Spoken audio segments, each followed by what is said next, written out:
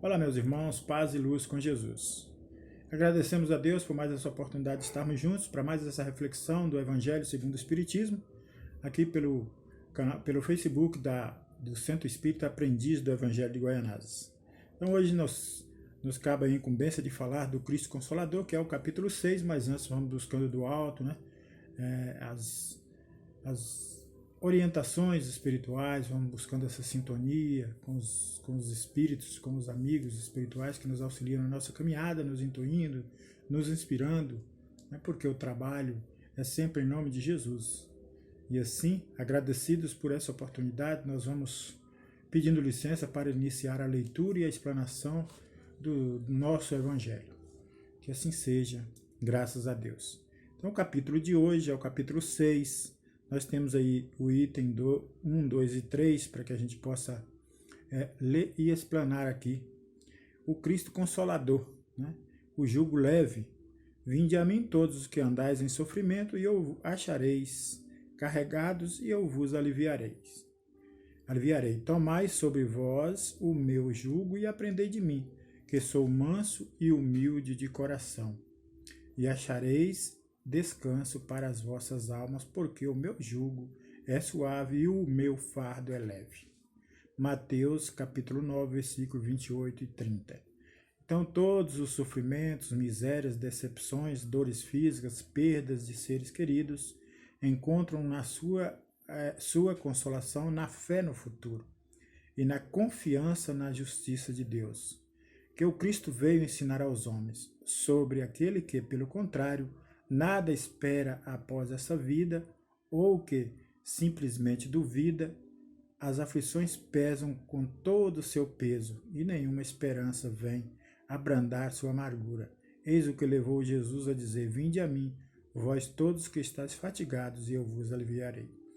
Jesus, entretanto, impõe uma condição para a sua assistência e para a felicidade que promete aos aflitos. Essa condição é a da própria lei que ele ensina. Seu jugo é a observação dessa lei. Mas esse jugo é leve e essa lei é suave, pois que impõe como dever o amor e a caridade. Então, esse jugo de Jesus é a observância de suas leis ensinadas, né? Quando buscamos em Jesus, no seu Evangelho, o alívio para os nossos sofrimentos, ele nos conforta, né?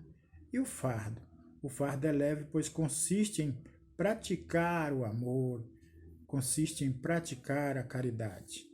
E aí, no item 3, nós temos aí o Consolador prometido, né? Se me amais, guardais os meus mandamentos, e eu rogarei ao Pai, e ele vos dará outro Consolador, para que fique eternamente convosco, e o Espírito da verdade, a quem o mundo não pode receber, pois não vê, nem o conhece, mas vós conhecereis,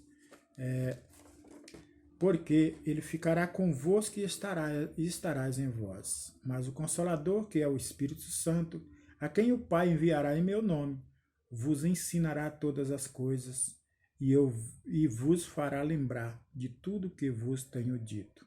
João 14, capítulo 14, versículo 15 a 17 e 26.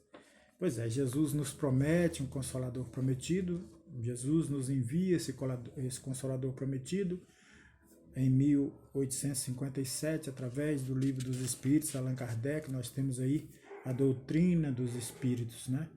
Trazendo para nós orientações, consolações, ensinos, né? Para que nós possamos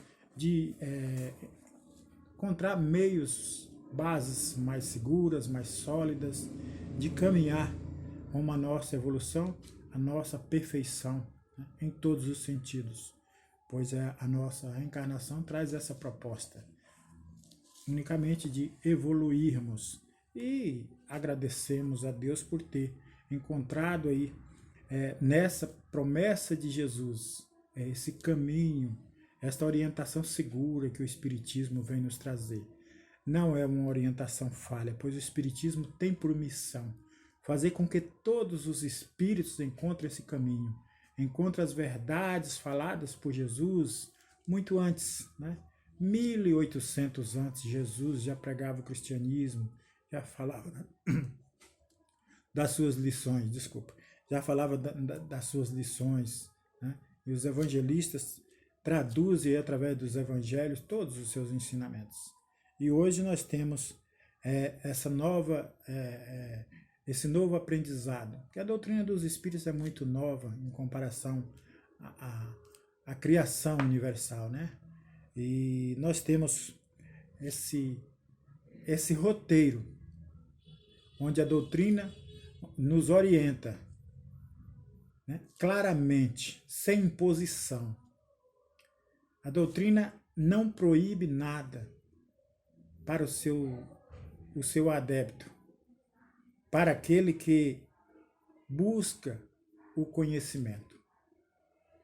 Ela consola, ela instrui, mas fica bem claro para todos nós, não existe uma proibição.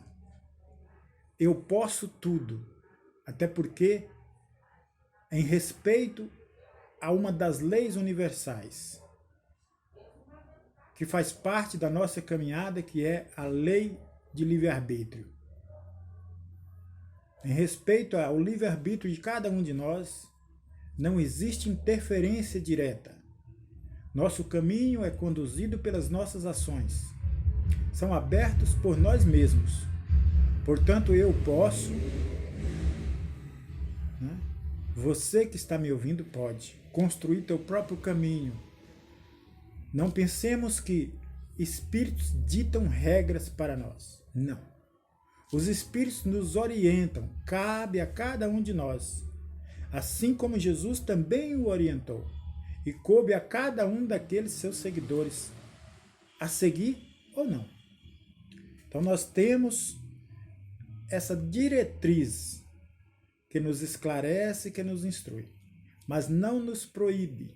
Porém, de posse de todo conhecimento angariado com a doutrina dos Espíritos, nós sabemos, como bem diz Paulo em uma de suas epístolas, tudo posso, mas nem tudo me convém. Ou, em outras palavras, tudo posso, mas nem tudo é lícito. Olha, essa é a regra que cada um de nós devemos ter. Podemos tudo, mas devemos tudo? É a pergunta. Claro que não. Hoje a nossa consciência, nós já aprendemos que é o maior cobrador de todos os nossos atos e de todas as nossas atitudes. Então Jesus ele vem através do Espiritismo, com esse Consolador prometido, renovando a fé da humanidade, fazendo com que nós buscássemos essa fé consolidada no raciocínio e na lógica. Como bem diz Kardec, quando diz que fé raciocinada é somente aquela que pode encarar a razão, frente a frente, em todos os tempos, em todas as épocas da humanidade. Então, nós temos ela consolidada, né? Na lógica, na razão. Não há equívocos. Jesus já dizia, sim, sim, não, não. Então, meus irmãos, surge o Espiritismo, e com Allan Kardec, ele define e reúne as características do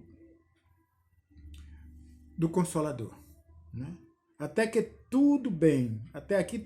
O que é menos bem é os espíritos embandeirarem um arco e colocar a etiqueta na testa dizendo que o Espiritismo é esse Consolador. Os espíritos nos chamam à orientação, para que não façamos etiqueta do Espiritismo. É preciso traduzir esses ensinos, esse aprendizado, que é antiguíssimo. Mesmo antes dos estudos de Allan Kardec, mesmo antes da codificação trazida, e mesmo antes da própria promessa de Jesus, Jesus já estava entre nós nos ensinando. é preciso lembrar que o Espiritismo, com missão de elevar os espíritos à angelitude,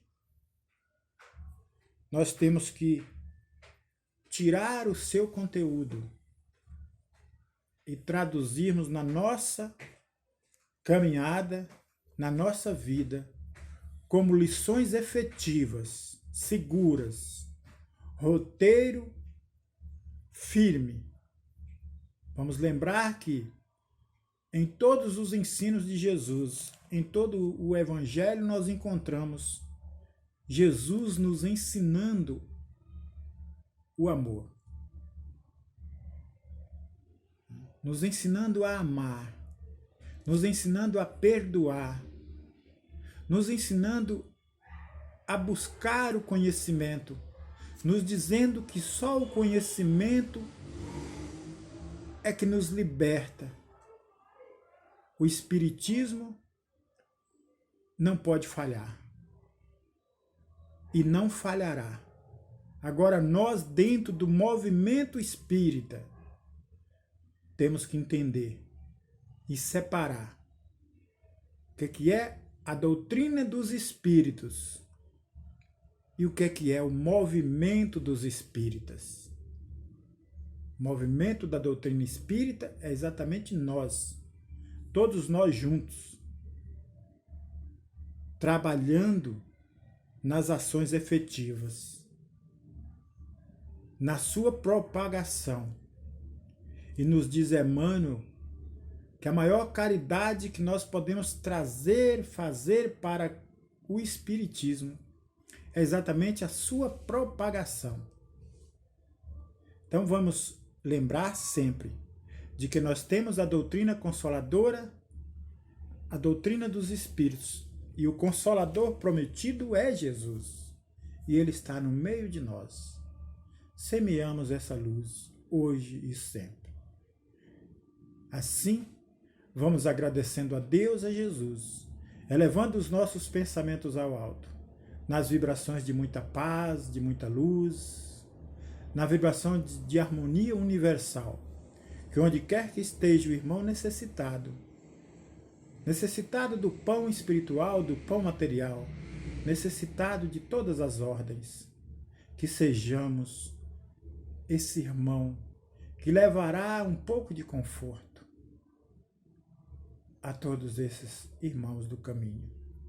Assim como um dia fez Pedro no barracão de Jope. Assim como um dia fez Paulo nas suas andanças pela fundação da Igreja Cristã. Assim como fez Madre Teresa de Calcutá, Francisco de Assis. Assim como fez Chico Xavier, Bezerra de Menezes. E assim terá que ser nossa caminhada dentro da eternidade do Pai, Criador da vida. Que assim seja, graças a Deus. Que a paz e o amor continue no coração de todos. Até uma outra oportunidade.